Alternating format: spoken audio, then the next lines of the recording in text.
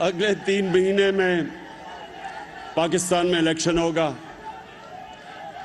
और इस बारी इलेक्शन में हम बड़ा सोच समझ के अपने नजरियाती लोगों को टिकट देंगे।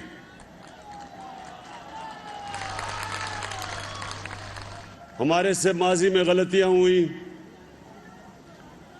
और उसकी हमें बहुत बड़ी सजा उठानी पड़ी, तो अब हमने अपनी गलतियों से सीख के जो सबसे पहला हमारा फैसला है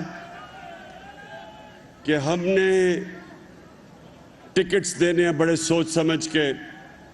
पहले तो जितने भी एमपीज यहां बैठे हैं, जिस तरह खड़े हुए हैं हमारे साथ, इंशाल्लाह सबको हम टिकट देंगे जो ये मुश्किल वक्त में हमारे साथ दिया इन्होंने।